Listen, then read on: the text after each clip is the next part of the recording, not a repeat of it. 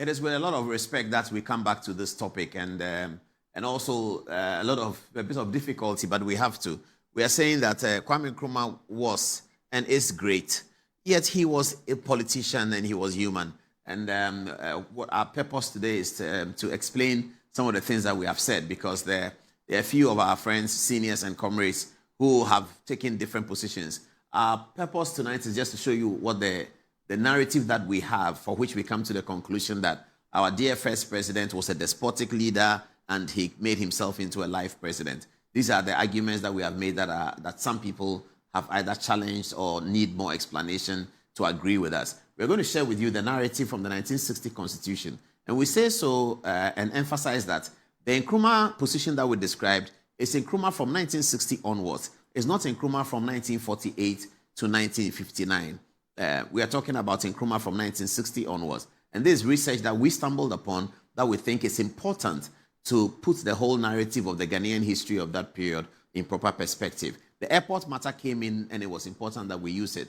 But really, we need to get the history altogether correct. So we go to the 1960 Constitution, which was a constitution created by Nkrumah. And we're going to show you some articles in the Constitution that points to the argument that we make that he was a despotic leader. And then later on, we'll answer the question about how do we know that Nkrumah made himself a life president of Ghana? How do we know that? And we're going to share that with you. So if you look at Article 9, for instance, so there are two ways in which we're looking at the tenure of the president, even in 1960. So we look at 1960, then we look at the 1964 amendment. The Constitution was amended in 64, and you see it. So even with the 1960 Constitution, we're going to look at the circumstances under which the next election would occur. You know, in Ghana, we know that we vote in 1992. We know we vote again in 1996. Nothing will change it. Whether the president likes it or not, it's not a decision of anyone. As we sit in Ghana today, we know that on 7th December 2028, we will be voting. We all know that. Now, let's look at what that Constitution provided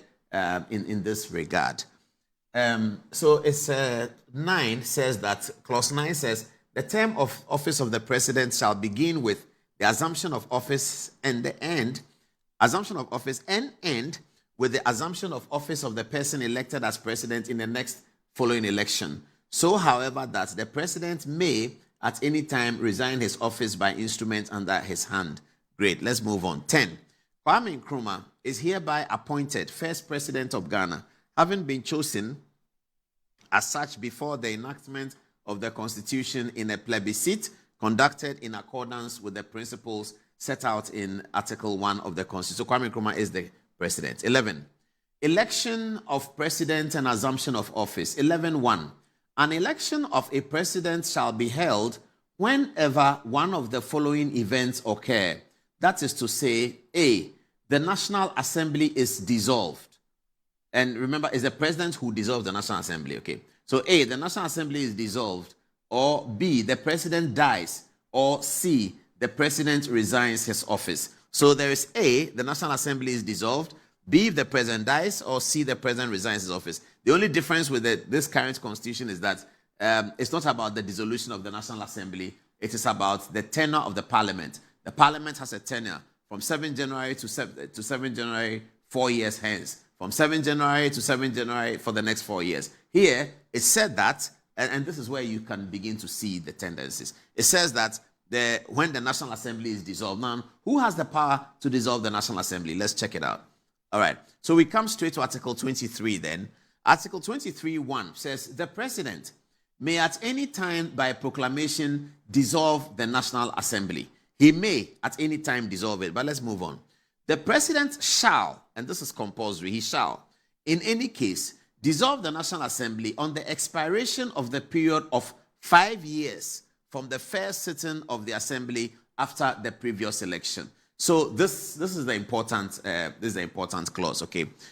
2, that's Article 23.2. Says the president shall, that means obligatory, he has to. The president shall, in any case, dissolve the National Assembly on 5 years. So there's an election when the National Assembly is dissolved. And it is the president who can dissolve the National Assembly. So if you look at it like this, you will assume that the tenure of the government was 5 years. And therefore, after 5 years, the president will mandatorily dissolve the National Assembly. And then there will be elections. But let's see what happened. Before 1965 could come, 1 year before 1965, Dr. Nkrumah and his friends decided that they do not want this situation where they are automatically going for an election in 1965 because parliament has to be dissolved. They said they don't want that. So they quickly amended the constitution. Now let's see the amendments as they are. So Article 2 of the 1960 Constitution as amended in 1964.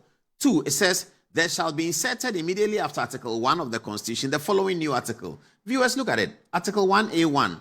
In conformity with the interest, welfare, and aspirations of the people, and in order to develop the organizational initiative and the political activity of the people, there shall be one national party which shall be the vanguard of the people in their struggle to build a socialist society, and which shall be the leading core of all organizations of the people.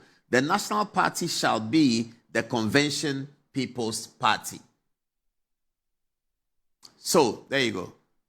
Before 1965 could come, so that we can go to an election and parliament is dissolved, the Osajifo introduced this amendment that there's no longer multi-party system in Ghana. There shall be one party, and that one party is the Convention People's Party. Also in the amendment, it was provided that the president may at any time, for reasons which appear to him sufficient, remove from office a judge of the Supreme Court or a judge of the High Court.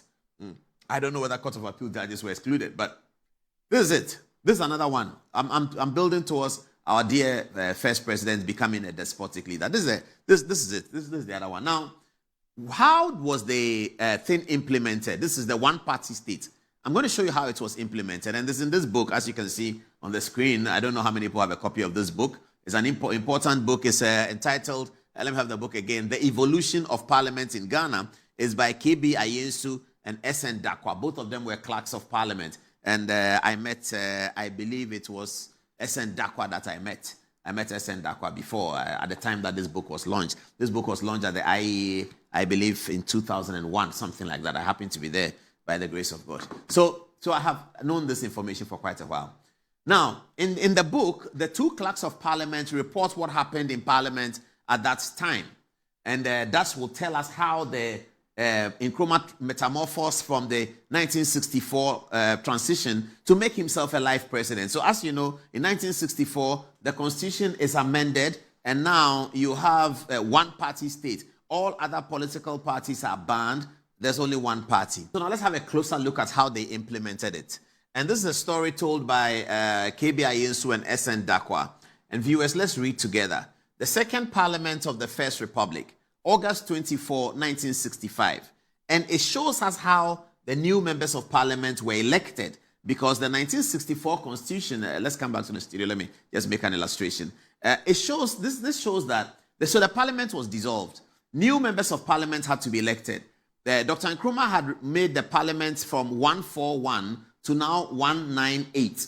And new members of parliament had to be elected. So without the amendment, we would have gone to an election and we elect members of parliament. But because of the amendment, this is how we got our members of parliament in 1965. This is how we got them. Have a look. The election of members of parliament to this parliament. The first one-party state. Each constituency nominated only one candidate. Each constituency nominated only one candidate. On May 28th, the names of all the 198 candidates were announced on national radio. On May 28th, the names of all the 198 candidates were announced on national radio. At the hour appointed for the close of nominations, all candidates were returned unopposed. If any constituency had nominated more than one candidate, the electors, which was the CPP people, would have exercised their rights to choose. There were 10 women, and it is remarkable that this administration had as many as 42 ministerial positions and only 2 parliamentary secretary positions. So this is how it was done. Viewers. So when the time came, the single party, the CPP, nominated 198 constituencies. They nominated everywhere, just a nomination. And because it was every constituency nominated one, there was no contest. And GBC Radio announced the 198 names of the people who will be members of parliament. That is fair. So how did Nkrumah continue to be president? Why was there no voting? What happened is all in S.N. Dakwa and Ayensu's book. Let's get quickly to it. Okay, so the first sitting of the Second Parliament of the First Republic. This was held on June 10th, 1965, with the clerk, K.B. Ayensu, presiding. Mind you, K.B. Ayensu is the writer. After prayers, Kofi Asantio Ofori-Atta, formerly known as AEA Ofori-Atta, was elected Speaker. He was conducted into the chamber where he submitted himself to the will of the House. He took and subscribed the oath of allegiance and the Speaker's oath. He was placed in the chair, and thereupon he made his speech of acceptance. A.E. Nkumsa and Alhaji Yakubu Tali Tolona were elected first and second deputy speakers. Osajifo Dr. Kwame Nkrumah's nomination as president was approved by the House. The House was adjourned sine die. That's the story. That's the history. Osajifo Dr. Kwame Nkrumah's nomination as president was approved by the House. That's it. That's how Dr. Kwame Nkrumah became president. That's how he became a life president. Because there was only one party. The chairman of the Central Committee of the party was the leader of the country. Nkrumah was the life chairman of the Central Committee of the CPP. That's how it is in China. The Chinese boss from Chairman Mao's time up to Xi Jinping, he's the chairman of the Central Committee. That's the same system Nkrumah was implementing in Ghana. He's the chairman of the Central Committee of the CPP. The CPP is the only legal political party in Ghana. The chairman of the Central Committee is also the president of Ghana. And he was life chairman of the Central Committee of the CPP. This is how he became president. 198 members, chosen by the CPP in all constituencies, nominated him as president, and it was approved. One of them nominated. It was approved by the 198. That was the end of the story. Nothing. That's it. So from that time, there will be no election because the new constitution does not say anything about election. There will be no election. The government will continue. People will be sacked from parliament if they are disloyal to the CPP, and Nkrumah will be president until he dies. I think this is enough. This is what we have, and this is why we say that he was life president. I'm sure that the opinions will start coming in very quickly. But let's move to another matter here. The flag of Ghana. Where is it? Send me that one.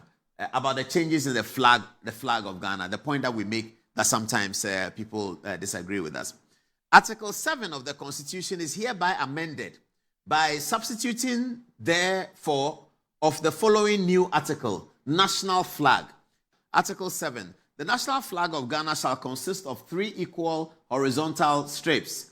The upper strip being red, horizontal stripes, sorry. The upper strip being red, the middle strip being white, and the lower strip being green, with a black star in the center of the white. This is what it is. That's the law. That's how Nkrumah and his friends changed the flag of Ghana. I mean, the way Kwame Nkrumah himself talked about this flag, the way he eulogized it, I don't know why he wants to change it. I mean, we're all told that red for the blood, the gold for the wealth of the nation, and then the green, and then on the eve of independence, Nkrumah said you lower down the Ghana flag, the British flag, and raise the Ghana flag. I'm not sure why he wanted to change it, but he did.